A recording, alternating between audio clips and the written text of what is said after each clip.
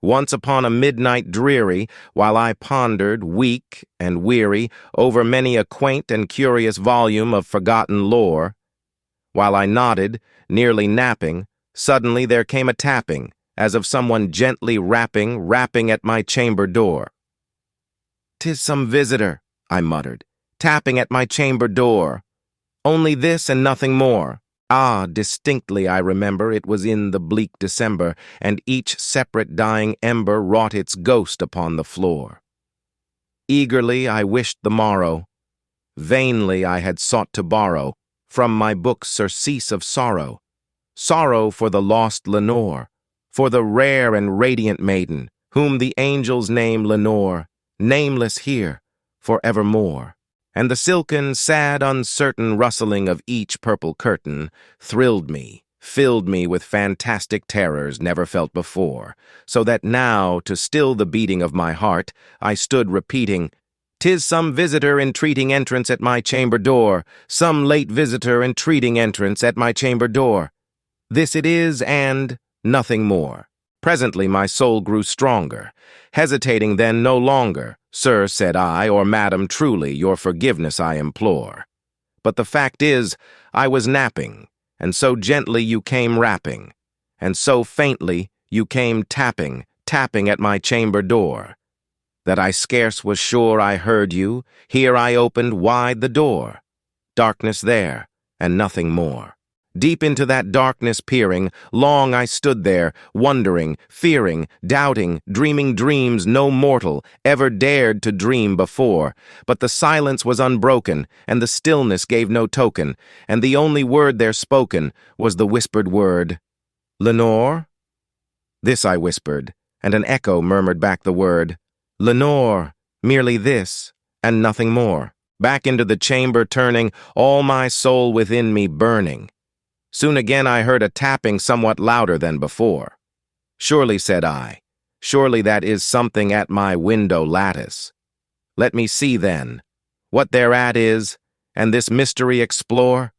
Let my heart be still a moment, and this mystery explore. 'Tis the wind, and nothing more." Open here I flung the shutter, when, with many a flirt and flutter, in there stepped a stately raven of the saintly days of yore. Not the least obeisance made he, not a minute stopped or stayed he, but with mien of lord or lady perched above my chamber door, perched upon a bust of Pallas just above my chamber door, perched and sat, and nothing more. Then this ebony bird beguiling my sad fancy into smiling, by the grave and stern decorum of the countenance it wore, "Though thy crest be shorn and shaven, thou," I said, "art sure no craven, ghastly, grim, and ancient raven, wandering from the nightly shore. Tell me what thy lordly name is on the night's Plutonian shore." Quoth the raven, "Nevermore." Much I marveled this ungainly fowl to hear discourse so plainly, though its answer little meaning, little relevancy bore. For we cannot help agreeing that no living human being ever yet was blessed with seeing bird above his chamber door, bird or beast upon the sculptured bust, above his chamber door, with such name as Nevermore. But the raven, sitting lonely on the placid bust, spoke only that one word, as if his soul in that one word he did outpour. Nothing further than he uttered, not a feather than he fluttered, till I scarcely more than muttered, "Other friends have flown before, on the morrow he will leave me, as my hopes have flown before." Then the bird said, "Nevermore," startled at the stillness broken by reply so aptly spoken. "Doubtless," said I, "what it utters is its only stock and store, caught from some unhappy master, whom unmerciful disaster followed fast and followed faster, till his songs one burden bore, till the dirges of his hope that melancholy burden bore of nevermore." But the raven still beguiling my sad fancy into smiling, straight. I wheeled a cushioned seat in front of bird and bust and door. Then, upon the velvet sinking, I betook myself to linking fancy unto fancy, thinking, what this ominous bird of yore, what this grim, ungainly, ghastly, gaunt, and ominous bird of yore meant in croaking, "Nevermore." This I sat engaged in guessing, but no syllable expressing, to the fowl whose fiery eyes now burned into my bosom's core. This and more I sat divining, with my head at ease, reclining, on the cushion's velvet lining, that the lamplight gloated o'er, but whose velvet violet lining with the lamplight gloating o'er, she shall press, ah, nevermore. Then methought the air grew denser, perfumed from an unseen censer, swung by seraphim whose footfalls tinkled on the tufted floor. Wretch, I cried, thy God hath lent thee, by these angels he hath sent thee, respite, and nepenthe from thy memories of Lenore. Quaff, oh, quaff this kind nepenthe, and forget this lost Lenore. Quoth the raven, nevermore. Prophet, said I, thing of evil, prophet still, if bird or devil, whether tempter sent, or whether tempest tossed thee here ashore, desolate yet all undaunted on this desert land enchanted, on this home by horror haunted, tell me truly, I implore, is there balm in Gilead? Tell me, I implore. Quoth the raven, nevermore. Prophet, said I, thing of evil, prophet still, if bird or devil, by that heaven that bends above us, by that God we both adore, tell this soul with sorrow laden if, within the distant Aden, it shall clasp a sainted maiden, whom the angels name Lenore, clasp a rare and radiant maiden, whom the angels name Lenore, quoth the raven, nevermore. Be that word our sign in parting, bird or fiend, I shrieked, upstarting. Get thee back into the tempest and the night's Plutonian shore. Leave no black plume as a token of that lie thy soul hath spoken. Leave my loneliness unbroken. Quit the bust above my door. Take thy beak from out my heart, and take thy form from off my door. Quoth the raven, nevermore. And the raven, never flitting, still is sitting on the pallid bust of Pallas just above my chamber door, and his eyes have all the seeming of a demon's that is dreaming, and the lamplight o'er him streaming throws his shadow on the floor. And my soul from out that shadow that lies floating on the floor shall be lifted nevermore. And there you have it, my people. This little video of mine does not do this poem justice. I love this poem. It's probably, okay, you know what, I probably said this before, and you're going to hear this again. This is probably my most favoriteest work of Edgar Allan Poe. I love this poem. I love the tonality of this poem and the underlining tune of it. Just get this. Once upon a midnight dreary, while I pondered, weak and weary, over many a quaint and curious volume of forgotten lore. While I nodded, nearly napping, suddenly there came a tapping, as if someone gently rapping at my chamber door. "'Tis some visitor," I muttered, tapping at my chamber door. Only this, and nothing more. It's like I can hear a tune in this, y'all. I'm not kidding.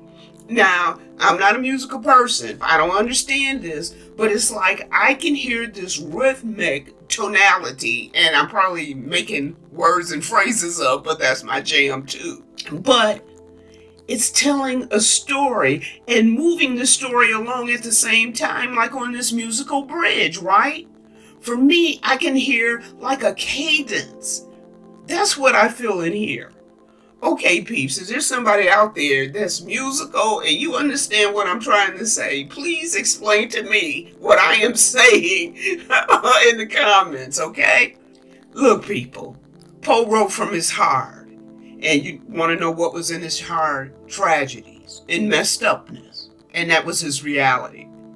He was orphaned at a young age. He lost his foster parents at a young age. He was a struggling writer, just living from pillar to post, as they say back in the day, which is sort of our way of saying from paycheck to paycheck.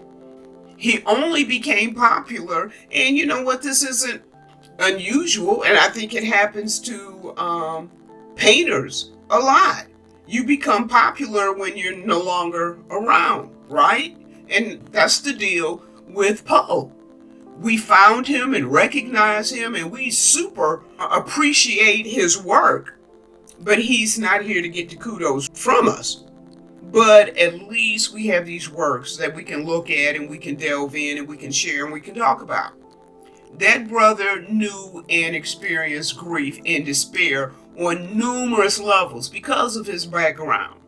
And so because it was so far back in the day, they didn't have mental health and counseling and therapy like we have today. So yeah, Poe had some serious issues. He had serious mental issues as a result of grief and despair and torment.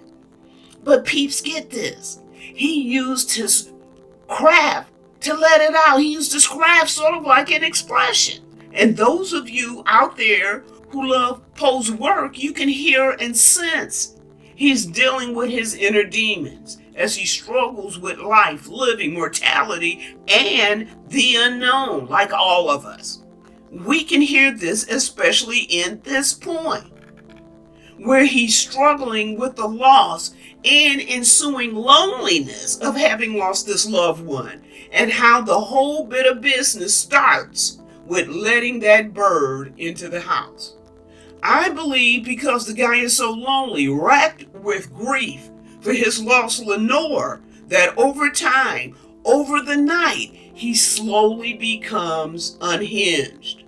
I believe he's self-torturing himself by asking questions of a raven that only says one word, and that's nevermore. So he already knows what the response will be before he even asks the question. I think he's framing the question, already knowing he's going to get this nevermore response, but yet he is framing the questions to sort of take another dig at his own heart. That's how I see it. Ultimately, the guy interprets the presence of this raven with his nevermore deal as demonic in the end. And the horrific realization for this guy of the inevitability of grief, despair, loneliness, and loss. So my people, what can we take away other than that this is a great poem?